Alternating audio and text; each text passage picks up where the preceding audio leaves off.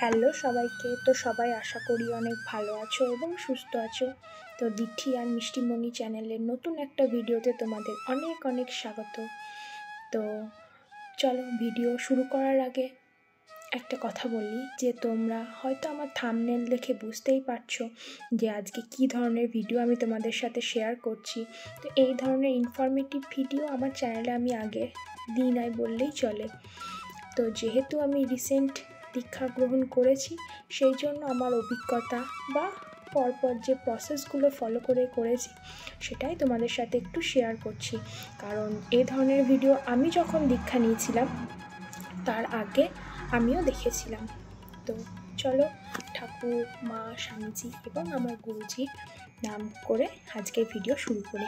তো ভিডিওর প্রথমে একটা কথা তোমাদের আমি শেয়ার করি যে এই যে দীক্ষা গ্রহণ এই ব্যাপারটা তোমাদের হয়তো অনেক দিন ধরে মন থাকলেও যতক্ষণ না ঠাকুর, মা তেনাদের আশীর্বাদ বা ইচ্ছা হবে ততক্ষণ কিন্তু তুমি গ্রহণ করতে পারবে না, কোনো না কোনোভাবে বাধা পড়বে। আর যখন তোমার ওনাদের ইচ্ছা বা আশীর্বাদ পাবে তখন শত চেষ্টা করলেও সেটা বিফলে যাবে না, অনেক বাধা বিপত্তি এলেও সেটা কেটে যাবে, তোমরা ঠিক সুষ্ঠুভাবে দীক্ষা গ্রহণ করতেই পারবে। তো চলো আজকের ভিডিওটা আমি শুরু করি।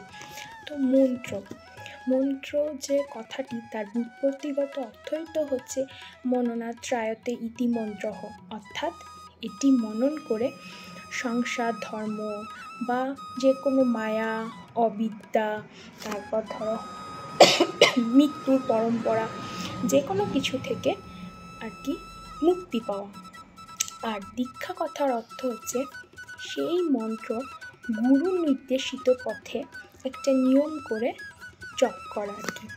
তো এবার বলি যে ধরো তোমাদের ইষ্ট দেবতাকে, সেটা তো তোমাদের আগে অবশ্যই জানা উচিত, তবে তো তুমি সেই দীক্ষা মন্ত্র জপ করবে, তাই না? তো সেটা তো তোমাদের নিজেদেরই বুঝে নিতে হবে। তো প্রথম কথা হচ্ছে রামকৃষ্ণ মিশনে দীক্ষা নিতে গেলে তোমরা কিভাবে তোমাদের প্রসিডিওরটা শুরু করবে।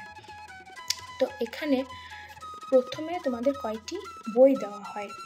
তার আগে আমি আমার অভিজ্ঞতা থেকে তোমাদেরকে বলতে পারি যে ধরো এখানে দীক্ষা নিতে গেলে যে শুধুমাত্র দীক্ষার দিন গিয়েই উপস্থিত হবে এমন তো নয়, তার আগে অন্তত 2-3 বার তোমাদের সেখানে কাজের জন্যই যেতে হবে। তো সেই কারণে তোমাদের বাড়ির কাছে যতটা সম্ভব পাবে সেই মিশনেই তোমাদের নাম লেখানো উচিত। তো প্রথমে তোমাদের খবর নিতে হবে যে রিসেন্টলি সেখানে দীক্ষা হওয়ার কোনো সম্ভাবনা আছে কি না, বা তোমাদের সেখানে গিয়ে নাম লিখিয়ে আসতে হবে। নাম, অ্যাড্রেস, ফোন নাম্বার ওনারা লিখে নেবেন যারা রিসেপশনে থাকেন আর কি। তো তারপর ওনারা তোমাদের কয়টি বই দেবেন, সেই বইগুলো আমি আমার স্ক্রিনে দিয়ে দিচ্ছি, আবার আমি তোমাদের বলেও দিচ্ছি কী কী বই ওনারা তোমাদের দেবেন। তো প্রথমে একটা দিয়েছিলেন, সেটা হচ্ছে শ্রী রামকৃষ্ণের জীবনী, যেটা লিখেছিলেন আর কি স্বামী তেজস্বানন্দ মহারাজজি। তারপর শ্রী শ্রী মায়ের, সারদা মায়ের জীবন কাহিনী, সেটা লিখেছিলেন স্বামী নিরাময়ানন্দ মহারাজজি। এবং স্বামীজির জীবন কাহিনী যেটা ছিল সেটা স্বামী বিশ্বশ্রয়ানন্দ মহারাজ। তার বাইরেও শ্রীমকথিত শ্রী শ্রী রামকৃষ্ণ পরমহংসদেবের যে কথামৃত বইটি, সেটা 5টি খণ্ড। তো তোমরা 5টি খণ্ডও পড়তে পারো, আবার প্রথম খণ্ডটাও শুধুমাত্র দিয়ে থাকে আর কি। এর বাইরে স্বামী তেজস্বানন্দজি মহারাজ তো বললামই, রামকৃষ্ণদেবের যে জীবনী সেটা লিখেছেন, এবং মন্ত্র দীক্ষা বলে একটি বই আছে যেটি স্বামী ভূতেশানন্দজি মহারাজের লেখা। তো এই বইগুলো ওনারা ওখান থেকে আর কি দেন, ওনার যেটা অর্থমূল্য সেটা নেন, দিয়েই ওনারা দেন। তো আমার যেহেতু পরিবারের সকলেই রামকৃষ্ণ মিশনেরই দীক্ষিত, তো আমি বইগুলো কিনিনি, কারণ প্রতিটা বইই আমার বাড়িতে ছিল। তো তোমরা যারা নতুন, তোমাদের তো সেই বইটা কিনতেই হবে। তো সেই বইগুলো আমরা কেন পড়ব, এটা তো একটা বড় প্রশ্ন, তাই না? তো ব্যাপার হচ্ছে ধরো তুমি যার কাছে দীক্ষা নেবে, বা ধরো প্রতিটা মানুষই তো সব রকম দেবদেবীকেই ভক্তি শ্রদ্ধা করেন, কিন্তু প্রতিটা মানুষের ইষ্ট দেবতা তো একজনই হন, তাই না? তো তার জন্য তোমাদের রামকৃষ্ণদেব, মা শারদা, স্বামীজি, ওনাদের যে ভাবধারা, ওনাদের যে জীবন কাহিনী, সেগুলো পড়ে তোমাদের যদি মনে হয় যে না, ওনার দেখানো পথে তোমরা চলতে চাও বা ওনাদের গুণাবলী তোমাদের মন কেড়েছে সব কিছুই, তবেই তো তোমরা রামকৃষ্ণ মিশনে দীক্ষা নেওয়ার জন্য প্রস্তুতি নেবে, তাই না? তো তার জন্য ওনারা ওই বইগুলো দিয়ে থাকেন, যাতে তোমরা সেগুলো পড়ো এবং নিজের মনের মধ্যে ওনাদের অনুভব করতে পারো। এই হচ্ছে ব্যাপার। তো তোমাদের তো বই ওনারা দিলেন, এবার তোমরা তোমাদের বই পড়া হয়ে গেলে ওনাদের সাথে যোগাযোগ করতে পারো, কিংবা ওনারা নিজ দায়িত্বে তোমাদের ফোন করবেন, একটা ডেট দেবেন, সেই ডেটে তোমাদের সেখানে উপস্থিত থেকে একটা ইন্টারভিউ মতন দিতে হবে। ইন্টারভিউ মানে বিশাল কঠিন প্রশ্ন কিছু নাই, যদি বইপত্র ঠিকঠাক মতন পড়া হয়ে থাকে তাহলে কোনো সমস্যা নেই। যেমন আমার ক্ষেত্রে আমাকে জিজ্ঞাসা করা হয়েছিল যে প্রথমে যেমন সাধারণ প্রশ্ন, যে আমি কোথা থেকে আসছি, আমি কি করি, পড়াশোনা কিনা। তো তারপরে ওনারা জিজ্ঞাসা করেছিলেন যে আমি দীক্ষা কেন নিতে চাই, ঠাকুরের সম্পর্কে কিছু বলতে, ঠাকুরের কিছু বাণী, তার অন্তর্নিহিত মানে আমি কি বুঝেছি সেটা বলতে, তার বাইরে মা শারদা দেবীর কিছু স্ট্রাইকিং মোমেন্টের কথা, অর্থাৎ তার জীবনে কিছু ঘটে যাওয়া গুরুত্বপূর্ণ কথা, তারপর স্বামীজির কিছু বাণী, এই ধরনের কিছু প্রশ্ন আমাকে করেছিলেন। এবার আমি নিয়েছিলাম আমার বাড়ির কাছে যে রামকৃষ্ণ মিশন বোলপুরে, সেখানে। এবার বোলপুরের মঠ মিশনটা একদম বেলুড়ের আন্ডারেই হয়ে গিয়েছে এখন। তো ওখানে একজন স্থানীয় মহারাজজি থাকেন, তো তিনি আমার এই ইন্টারভিউটা নিয়েছিলেন, আমার সাথে আরও অনেকের হয়েছিল। তো তারপর ওনারা আমাকে একটা ডেট দিয়েছিলেন, যে ডেটে আর কি আমার ফর্ম ফিল আপ হয়েছিল। এবার ফর্ম ফিল আপের মধ্যে কতগুলো কলম থাকে, সেই ফর্মটার ছবি তো আমি তোমাদের সাথে শেয়ার করতে পারছি না, তো আমি লিখে রেখেছি যে কী কী ছিল। তো তোমরা যখন তোমাদের ফর্ম হাতে পাবে তখন তো আলাদা ব্যাপার, পেয়েই গেলে। তো সেখানে ধরো তোমাদের পোস্টাল অ্যাড্রেস, মানে ফিউচারে তোমাদের কিছু পোস্টাল অ্যাড্রেসে পাঠাতে হলে ওই অ্যাড্রেসে পাঠাবেন, এরকম আর কি। তারপর তোমার নাম, বয়স, শিক্ষাগত যোগ্যতা, ঠিকানা, তারপর তুমি কি করো, তোমার শারীরিক মানসিক কোনো অক্ষমতা আছে কি না, বা ধরো কি কি বই পড়েছো সেই বইগুলোর নাম লিখতে হবে, বা ধরো তোমাদের কোনো সাধু, মানে রামকৃষ্ণ মিশনেরই কোনো সন্ন্যাসী, তার সাথে পরিচয় আছে কি না, বা ধরো তুমি আগে কোথাও দীক্ষা নিয়েছো, পরবর্তীতে তোমার মনে হচ্ছে যে তুমি রামকৃষ্ণ মিশনের দীক্ষার্থী হতে চাও, সেরকম কিছু জিনিস। তারপর তুমি যে দীক্ষা নিচ্ছ তুমি প্রতিদিন জব করবে কি না, এই ধরনের কিছু বেসিক কোশ্চেন এখানে থাকে আর কি। এই হচ্ছে ব্যাপার। তো এই এতটা পর্যন্ত তোমাদের আমি ফর্ম ফিল আপ পর্যন্ত বললাম। এবার ফর্ম ফিল আপের সাথে তোমাদেরকে একটা নির্দেশিত পত্রের মতন দেবে, যেটার ছবি আমি তোমাদের সাথে শেয়ার করছি, কারণ সেটা আমাকে বাড়িতে নিয়ে আসতে দিয়েছিল, তাই সেটা আমি তোমাদের দেখাতে পাচ্ছি। তো তার মধ্যে কিছু নিয়ম লেখা থাকবে, যেমন ধরো তোমাদের যেদিন দীক্ষার ডেট পড়বে সেই দিন তোমাদের সকাল 6:30 নাগাদ সেখানে পৌঁছাতে হবে। তারপর তোমরা সেদিন কোনো সালোয়ার কামিজ বা অন্য ধরনের ড্রেস পরবে না, তোমরা সেদিন ধোয়া কাপড়, লাল পাড় সাদা শাড়ি বেশিরভাগ পরি, যেহেতু আমরা পুজো আর্চায়, সেরকম কোনো মেনশন নেই, লাল পাড় সাদা শাড়ি পরতে হবে, কিন্তু ধোয়া কাপড় পরতে বলে ওনারা। তারপর ধরো ওখানে কিছু সামান্য জিনিসপত্র নিয়ে যেতে হয়।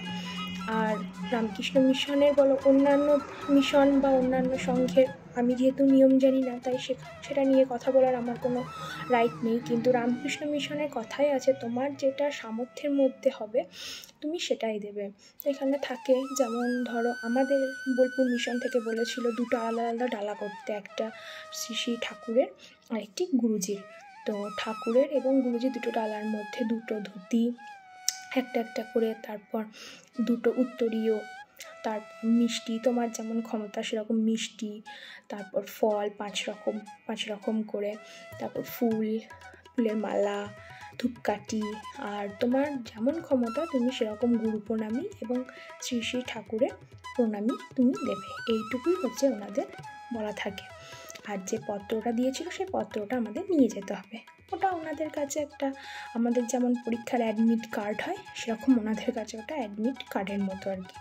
তো এই হচ্ছে এতটা পর্যন্ত ব্যাপার। এবং তোমাদের যেদিন দীক্ষার দিন সেদিন ওনারা বলে থাকেন যে তোমাদের যদি শারীরিক মানে শরীরের দিক থেকে ক্ষমতা থাকে যে উপোস করে থাকার, তাহলে থাকবে, তা না হলে মহারাজজি যেনারা থাকেন আপনারা পারমিশন দেন যে আপনাদের যেগুলো প্রতিদিন ওষুধ নেওয়ার থাকে সেগুলো আপনারা বিস্কিট বা ও ধরনের কিছু খাবার খেতে পারেন, কোনো সমস্যা নেই। এবার ধরো তোমাদের কোনো রকম কোনো চেনাশোনা নেই, আমার যেমন এই দীক্ষার ক্ষেত্রে আমাকে একটা দাদা খুব হেল্প করেছিল, আর আমার মা বাবা ওখান থেকেই, মা বাবা দিদি ওখান থেকেই দীক্ষিত, তার জন্য জানবার একটা সুযোগও ছিল আমার। কিন্তু তোমরা যারা ধরো কেউ চেনা নেই কিছু, তো তোমরা কীভাবে জানবে? তো বেলুড় মঠের একটা সাইট আছে www.belurmঠ.org, এরকম আমি সেটা মেনশন করে দিচ্ছি। তো এই সাইটে গিয়ে তোমরা দেখতে পারো যে বিভিন্ন জায়গায়, মানে যেমন ধরো কামারপুকুর, জয়রামবাটি, কাশীপুর উদ্যানবাটি, তারপর বেলুড় মঠ, এই ধরনের যে সমস্ত জায়গাগুলোতে, তারপর যোগদান, এই যেখানে মঠ মিশনে দীক্ষা ওখানকার ভাইস প্রেসিডেন্টগণ দিচ্ছেন, মানে মহারাজজিরা দিচ্ছেন, তাদের ওখানে না পুরো একদম সমস্ত পরপর কার্য যে দিনলিপিটা সেটা পরপর কিন্তু ওখানে দেওয়া আছে। ওখান থেকে তোমরা সাইটে লগ ইন করলেই পরপর দেখতে পারবেন যে কোন গুরুজি কোনখানে কখন উপস্থিত থাকছেন আর কি। তো সেইটা আমরা জানলে আমাদের সুবিধা হয়। যখন বর্তমানে আমি ওখানে দীক্ষা নেওয়ার সুবিধার্থে জানলাম আর কি, যে এখন যেমন শ্রীমৎ স্বামী গিরিশানন্দ মহারাজজি, তারপর শ্রীমৎ স্বামী আমার যিনি গুরুজি তিনি হচ্ছেন বিমলাত্মানন্দ মহারাজজি, তারপর শ্রীমৎ স্বামী গৌতমানন্দ মহারাজজি, তারপর শ্রীমৎ স্বামী দিব্যানন্দ মহারাজজি, এনারা বর্তমানে বিভিন্ন জায়গায় দীক্ষা দিচ্ছেন। তো আমার গুরুজি যিনি হচ্ছেন শ্রীমৎ স্বামী বিমলাত্মানন্দ মহারাজজি, উনি আমাদের সেদিন বোলপুরে দীক্ষা দিয়েছেন। উনি বোলপুরে 3 দিন থাকছেন, 17ই মার্চ, 19শে মার্চ মানে আমার দীক্ষা গ্রহণের দিন, আর 21শে মার্চ অর্থাৎ আজকে। তো দীক্ষা গ্রহণের দিন আমি তোমাদের কোনো ভিডিও শেয়ার করতে পারছি না, কারণ ধরো প্রথম কথা হচ্ছে ফোন তো জমা নিয়ে নেবেই, কারণ ফোন তুমি যখন ঢুকবে তখন শুধু তোমার যে গুরুজিকে যে প্রণাম করবে, মানে গুরুজির যে ডালাটা থাকবে সেই ডালাটা নিয়েই তুমি যাবে, আর কিছু নিয়েই ঢুকতে পারবে না। তোমার মনও হবে না কিছু নিয়ে ঢুকতে, তার একটাই কারণ ওখানে ঢুকলেই তো একটা শান্তির জায়গা, তাই না? তো আমি তাড়াতাড়ি চলে গিয়েছিলাম যাতে আমি সামনে বসতে পারি, 6:15 নাগাদ আমি সেখানে চলে গিয়েছিলাম। তো ওখানে মোটামুটি কাজ শেষ হতে তোমাদের 1টা মতন তো লাগবেই। গুরুজি অনেক কথা বলবেন, অনেক রকম শিক্ষামূলক কথা, ঠাকুর মা স্বামীজি সব কিছু বলবেন, উনি দীক্ষা মন্ত্র দেবেন, তারপর জপ করার যে প্রসেস সেটা শিখিয়ে দেবেন সব কিছু। তারপর গুরুজির যে পুজো সেটা হবে। তারপরে 1টার সময় সমস্ত কার্যকলাপ শেষ হয়ে যাওয়ার পর একটা হরিনামের মতন হয়, যেখানে রামকৃষ্ণ দেবেরই গান হয়, অসাধারণ লাগে সেটা শুনতে। তারপর ওখানেই প্রসাদের ব্যবস্থা থাকে, সেটাও তো খেতে অতুলনীয় লাগে। তো তারপর তোমরা সেখান থেকে চাইলে গুরুজির ফটো কিনতে পারো, না চাইলে তোমরা নিজেদের মতন জোগাড় করে নিতে পারো। তো এতটা পর্যন্ত তোমাদের দীক্ষা গ্রহণ শেষ হলো। তো আমার যিনি গুরুজি তিনি হচ্ছেন যোগদানের রামকৃষ্ণ মঠ আর মিশনের অধ্যক্ষ। তো চলো আজকের মতন আমার এই ধরনের ভিডিও শেষ করছি। সকলকে প্রণাম জানিয়ে, আমার গুরুজি ঠাকুর মা সবাইকে আমার সশ্রদ্ধ প্রণাম জানিয়ে আজকের ভিডিও শেষ করছি। তোমাদের যদি আরও কিছু জানার থাকে আমাকে কমেন্ট করো, আমার যদি সেটা জানা থাকে আমি নিশ্চয়ই তোমাদের জানাবো। তো চলো সকলে ভালো থাকো, সুস্থ থাকো। ভিডিওটা দিয়ে তোমাদের যদি কোনো রকম কোনো উপকার হয় বা কিছু, তো ভিডিওটা দেখলে আমার ভিডিওটা একটু লাইক শেয়ার সাবস্ক্রাইব করে দিও। তো সকলে অনেক অনেক ভালো থাকো, সুস্থ থাকো।